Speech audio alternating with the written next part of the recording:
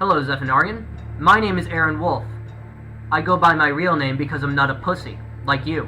I'm not afraid of feminists, I'm not afraid of leftists. They can come after me if they want. I don't care. And so can you. Find me. I don't care. You know why? Because I'm not a pussy.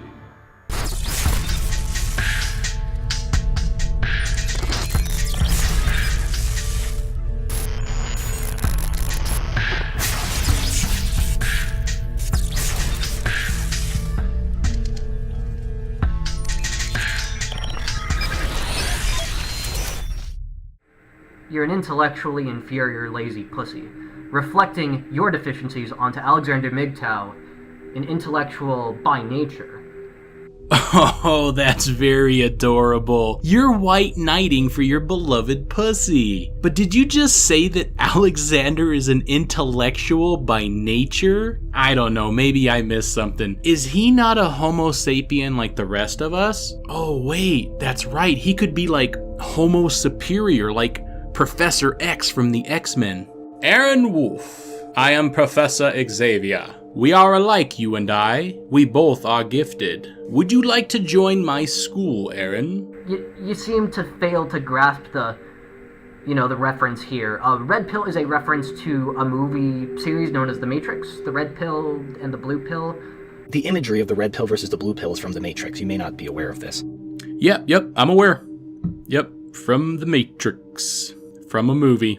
A fictional movie. Well, for one thing, the moon has 1/3 less gravity than your Earth. I don't know if you can understand that. You mean having children with women, despite understanding that the odds are against your favor. That's what that means. Continuing the species means having children. Yep. Millions of years. It's worked that way. It's sort of how the human species continues on. You know, how you pass on your genes. Continuing the species means having children. You realize that's what you're advocating, right? Yeah, dipshit. I am actually advocating the survival of the human race. Why is this a hard concept for you to understand? This is not some kind of, It's gonna be okay, just use your words. OPMs, like many men in history, are alpha mindset men.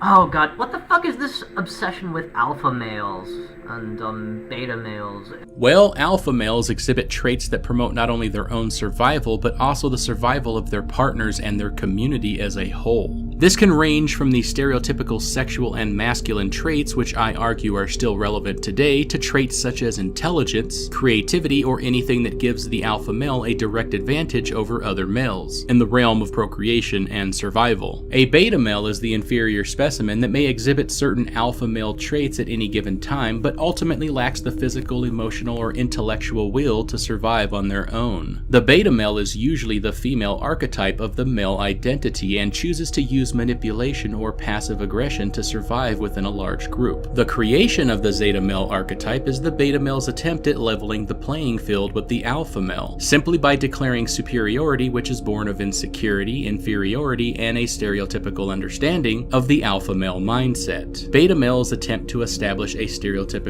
view of the alpha which is contrary to reality. Betas who refuse to adopt or at least emulate the alpha mindset find themselves overlooked or ignored for leadership roles and sexual opportunities.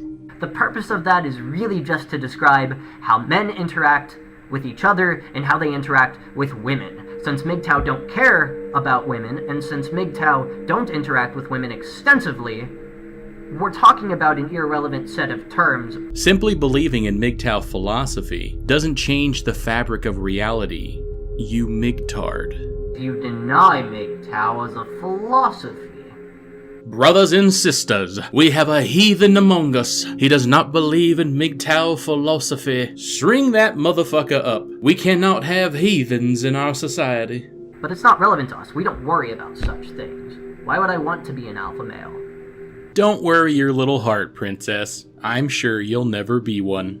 Hate to tell you this, man, but you can't change female nature. No matter what you do, you can't change it. It doesn't change when you walk across the border, and it doesn't change because you're a nice guy or because you're an alpha male. It doesn't change because you have balls. Everyone knows Kevin Bacon was a star of Footloose. It was a huge movie. He was the lead. Why would I sign up to become a provider? What incentive do I have?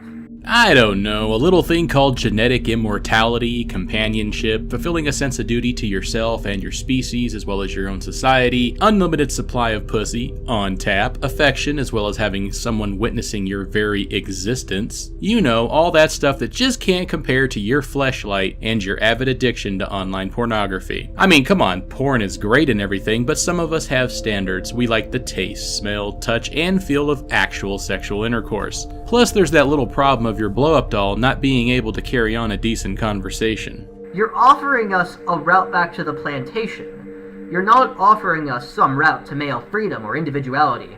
You figured me out. That's all I've been trying to do this entire time, was drag you back to the plantation. Not that you've ever fucking been on it before, but I'm gonna drag you back to the plantation, make you eat pussy, make you fuck pussy, and then all your resources will just be drained away. Your heart, mind, spirit, and everything will be crumbled into nothing because I'm Zephanorian, the alien who's here to fuck your day up. Either that or you're just a complete fucking idiot. I don't use notes, I do the whole thing in one shoot. Every time. Yeah, the only shooting you're good at is shooting into a napkin. Sure, I don't make the longest videos, and I don't put a lot of work into them. Yeah, I, sort of noticed that. I'm actually a little bit more concerned that you decided to dox yourself on your second video that you uploaded to YouTube. And all this talk about not being afraid, nobody ever implied that you should be afraid. It's almost as if you're trying to prove to yourself and to the entire world that you're not a pussy, when in fact you're probably the biggest pussy that ever existed. Go Zeta, go Migtardation, fuck yourself. And fuck off of Alexander. He puts more work into his videos than you know how to.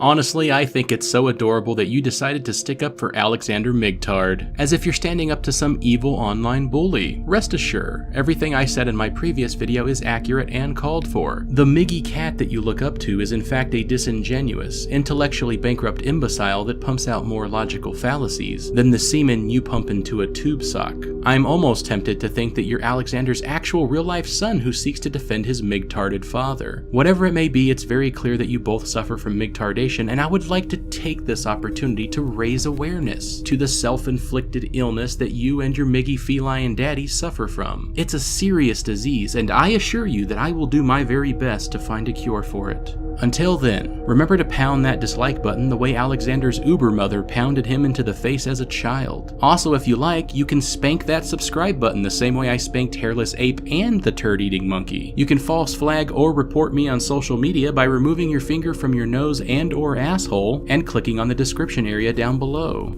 No, not near your feet, on the screen. Never mind. To my fans, general audience, and anyone who functions like a normal human being, this has been your dose of orange pill ponage. And to Aaron Wolf, the gifted Migtard who will be joining Xavier's McMuffian School for MGTOW, this has been your dose of orange suppository. Take care.